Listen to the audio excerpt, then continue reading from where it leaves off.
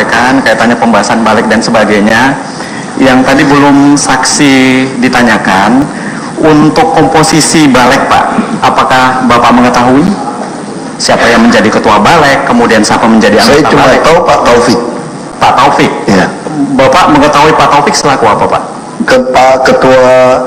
Ketua balik Pak. Ketua balik. Ya. Kemudian kalau Pak Sanusi yang Bapak ketahui? Saya tahu dia adiknya Taufik saja Pak. Adiknya Pak Taufik? Ya, jarang masuk dia Pak. Oke, saksi tidak mengetahui kalau misalnya Pak Sanusi juga salah satu anggota balik? Nggak tahu. Kemudian, saya terakhir baru tahu di berita Pak. Oke, kemudian kaitannya dengan pembahasan yang tadi Bapak sampaikan bahwa alot. Yang mengatakan bahwa pembahasan itu alot siapa Pak? Ibu Tuti sama Pak Sekda. Oke, kemudian penyampaiannya bahwa yang ngotot supaya Pak Taufik. Ya. Itu penyampaian siapa Pak? Ibu Tuti. Ibu Tuti juga? Ibu Tuti terakhir saya bilang rekam bila perlu rapat dengan mereka. Jadi semua rapat balik saya minta direkam. Oke. Dan seingat saya belum dengar. Seingat saya Ibu Tuti bilang sama saya, semua sudah diam-diam dia rekam. Bapak bisa tanyakan, mudah-mudahan nggak bohong dengan saya. Ada rekamannya semua rapat balik itu. Oke. Lengkap. Oh ya, kami juga ada ininya Pak, barang buktinya. Kemudian Pak, apakah Bapak mengetahui bahwa Pak Taufik ada komunikasi dengan Kepala BPKAD kaitannya dengan pembahasan ini? Tidak tahu Pak. Tidak tahu. Terakhir setelah kasus ini muncul di sidang pernah rapat, Pak Heru memang datang ketemu saya. Apa yang disampaikan Pak? Dia laporkan, Pak saya mohon maaf, saya memang ada ketemu Pak Taufik di luar. Oke. Terus saya bilang, masalah apa? Sebaiknya Bapak nggak usah tahu saja lah Pak, karena itu sudah jadi masalah. Oke. Tapi tetap ada kaitannya dengan pembahasan ini. Dia nggak ngomong. Tidak disampaikan. Dia nggak menyampaikan bahwa ada penyampaian Pak Taufik kepada Bapak. Dia ada pertemuan, cuma dia bilang saya tidak mau libatkan Bapak. Oke. Itu.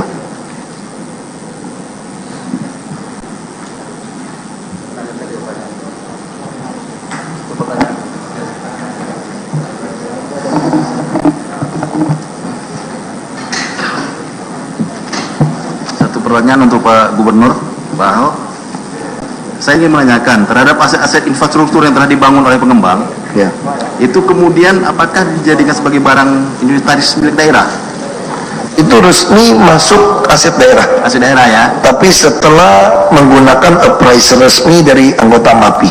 Oh, setelah ada apresial dari MAPI. Nah, jadi appraiser ada berita acara, serah terima ke DPKAD.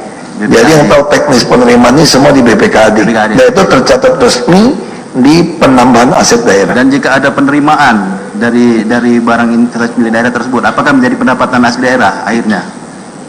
Jadi tidak masuk ke pendapatan asli, hanya menambah aset Pak.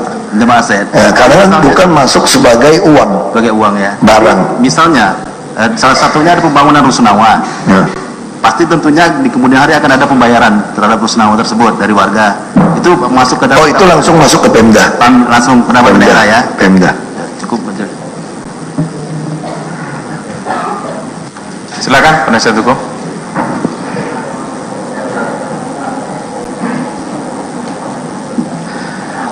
Terima kasih yang mulia. Kami mau mengajukan pertanyaan ke saksi Pak Basuki. Tadi sebelum diterbitkannya izin reklamasi untuk MWS kan ada perjanjian. Dengan situasi sekarang, apakah perjanjian itu menurut saksi masih mengikat bagi MWS?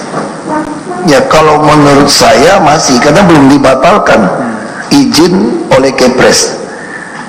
Jadi sampai yang kami maksud, apakah MWS masih punya kewajiban untuk melaksanakan hal-hal yang berkaitan dengan kontribusi tambahan tadi?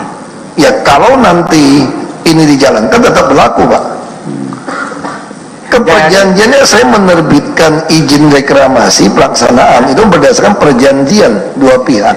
Jadi karena ini sudah ada perjanjian dan perjanjian itu mengikat undang-undang bagi para pihak, baik bagi Pemda ataupun bagi MWS, apapun nilai kontribusi PO di Raperda itu tidak akan mempengaruhi perjanjian itu kan?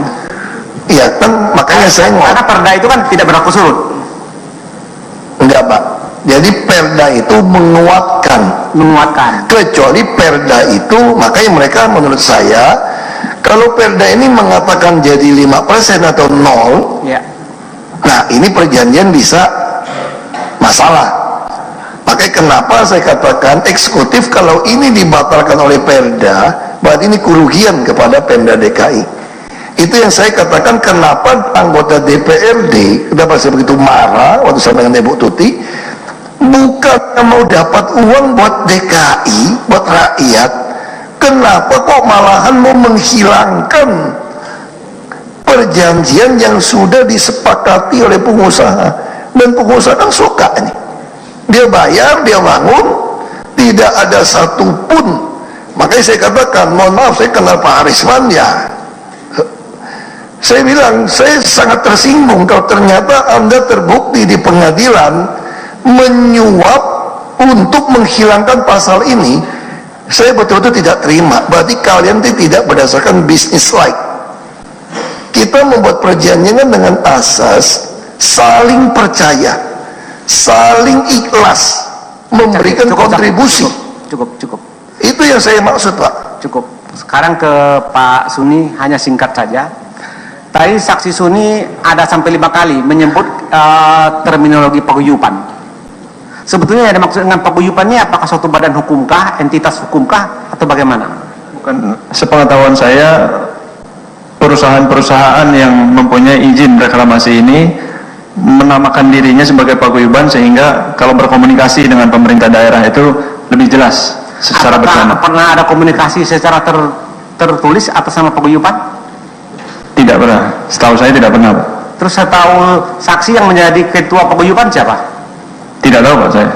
Pengurusnya juga tidak tahu? Tidak tahu, Pak. Tapi kenapa saksi bisa mengatakan ada paguyuban? Karena para anggota paguyuban sering menggunakan kata itu juga sebagai Anggotanya paguyuban. siapa yang sering menggunakan kata-kata itu? Hampir semua saya dengar